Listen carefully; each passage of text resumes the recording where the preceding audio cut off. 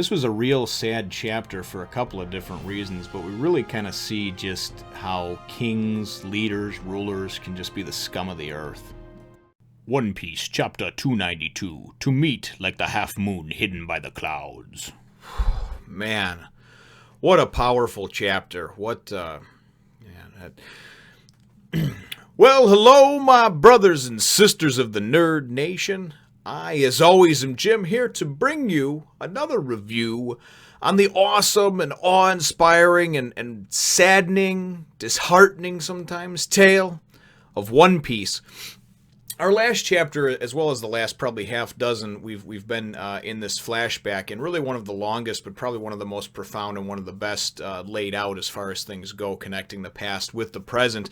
And really at the end of the last chapter, we saw, of course, as Noland and his crew were getting ready to embark on their voyage to stop first at Marijoa and then back to their kingdom. We saw obviously Kilgara, coming out and saying, "Hey, listen, I'm sorry, and it's cool, we're gonna be buddies," and they promised to meet again, and that's how things are left.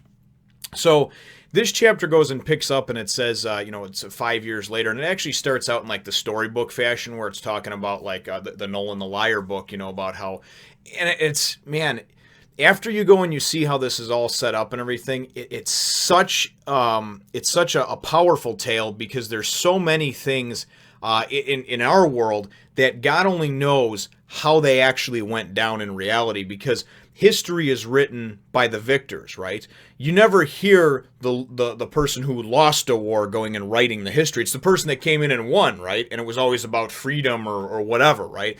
Man, it just really powerful. It shows this book, and it shows, about how Noland, and he always had these fantastic tales, and, and nobody knew if they could actually be true, and then the whole book just kind of painted him out to be like this, this Pinocchio type of liar, you know what I mean? So I don't even know how else to put it other than that. That's how he was painted in this light.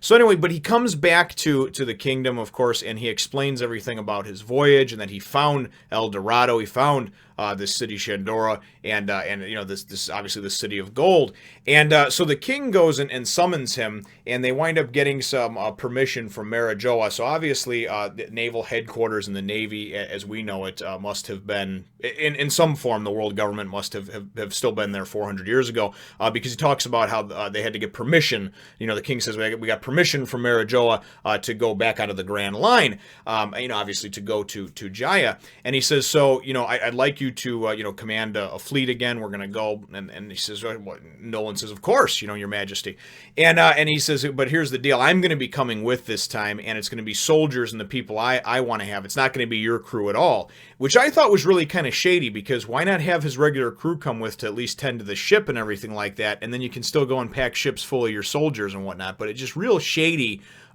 We see some shadiness from kings, and that really should be the theme of the chapter, is shady-ass kings. Anyway, I gotta move on here. So they wind up going, and after much peril, they wind up getting to Jaya. But of course, on the way, everybody's like, Noland, there's a sea monster. Noland, the sails broke. Noland, this. And Noland, it gets to a point where he's like, these idiot soldiers are not a good substitute for a crew, and they're going to get us all killed. I have to just at least try to keep this ship afloat with the king. So if you remember from the story, they left, on their voyage with several ships and 2,000 soldiers and the king. And when they finally got to Jaya, I think it was only like 100 that were left, probably just that ship. So they get there, and they wind up seeing that half of the house that eventually Mont Blanc Cricket is in. And of course, Jaya had been, we know now, has been blown up into Skypiea. He didn't know that, though. And they get there, and the king's just like, what, did you lie to me? And obviously they lost all these men and everything else. So we wind up seeing, then it just kind of cuts to, he winds up, talking to himself, and, oh my God, Kilgara, where are you? And this and that, and, ring the bell type of thing, the light of Shandora, right? Because it's like the central theme of this.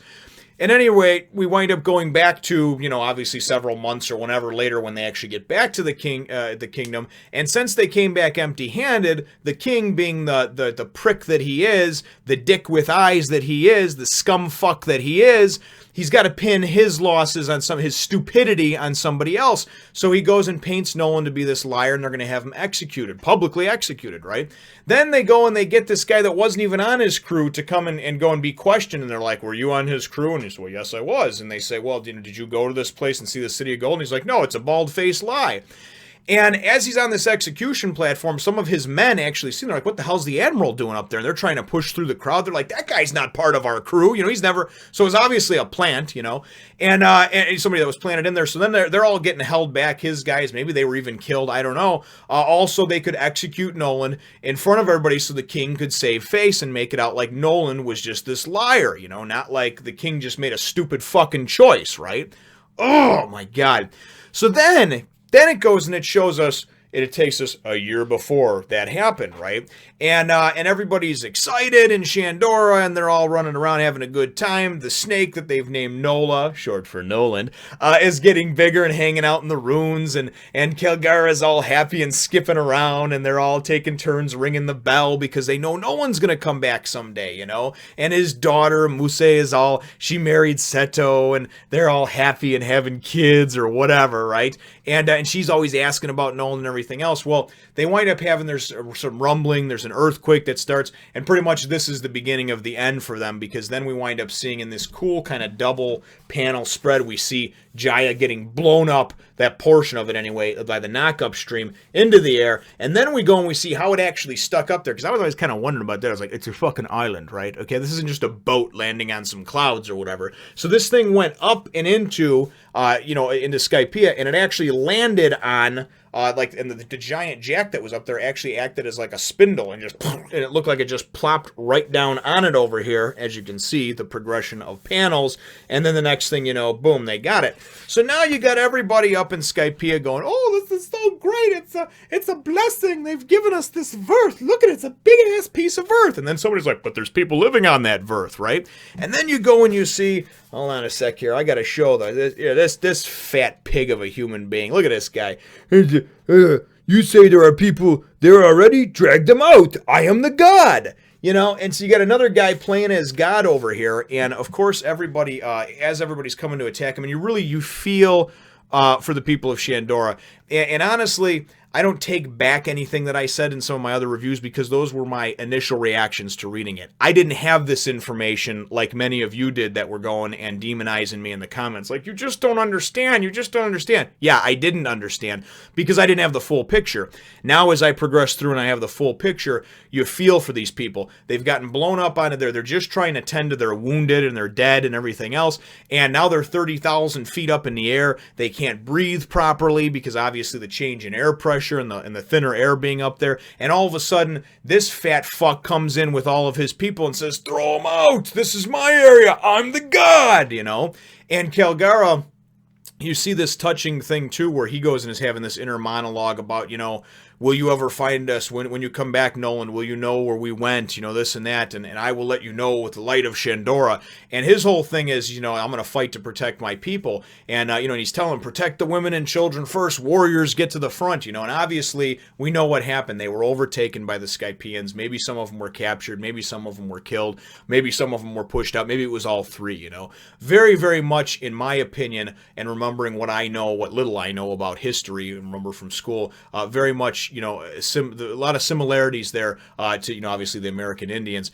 And I'm sure several other cultures and countries as well, there's similarities to where a force came in and just pushed them out just because they simply wanted to. And then they wrote the history books the way they wanted. And that's kind of what circles back around to the beginning of my, the chapter when I was talking about this, is that it's the victors that write the history books, okay? You never hear about the losers of a war writing the history books. You know what I mean? When you read about that and you hear about that, everything from, and you can take any war throughout history, any conflict, any takeover, whatever you want to paint them as, but it's always the country that won that was actually going and put in the history books what happened. You know what I mean? So you got it. It's one of those things where you realize, and you got to be smart enough and forward thinking enough to realize that there's things that happen behind the scenes and that have happened behind the scenes in any one of these conflicts or wars. There's always three sides to every story. There's this side, there's that side, and then there's the actual truth. And that's really how you should look at it. So it is kind of neat though, because you wind up seeing this cool, them Kilgara and Nolan going and kind of cheersing, and how they became. these people with such different ideals and morals and values to be able to come together, and I shouldn't even say morals and values, but different thought processes, I guess, and different ways of living, to be able to come together and mend their differences like that.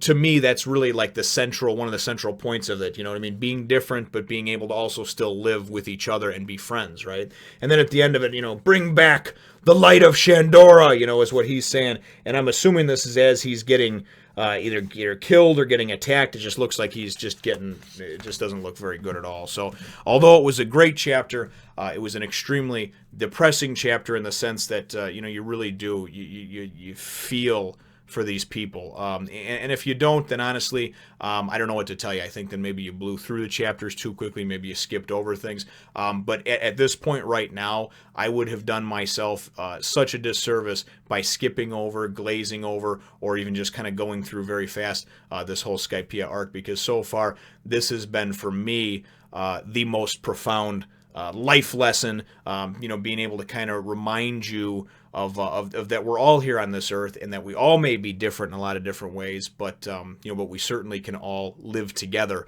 Should both parties involved just actually try to meet in the middle, and come together and to celebrate our differences. You know what I mean? Not demonize each other for them. So apologize for being so long-winded about that one, this one, but definitely a very good chapter, and I have a feeling that soon we'll probably be coming out of the flashback here. So my chapter question for you, though, is, brothers and sisters, is really, what were your thoughts on the central thing that I saw in this one was that basically the people in power, the kings, the people at the top, the presidents, the leaders, the whatever, a lot of times I think are the most dastardly, deceitful, scumbag-like human beings that there possibly can be, because you look at the king, Noland's king, as well as this self-proclaimed god, or king, whatever, up in Skypiea, and you look and you see those two and you think, man, I don't know. Leave your answer to that question in the comments down below. Feel free to hit the thumbs up, the like button if you should think that I deserve it, and subscribe if you haven't done so already. We will look forward to catching all of you in the next Fun Nation. If you want to see more Game of Thrones, go on over to Nerd Nation TV and check it out.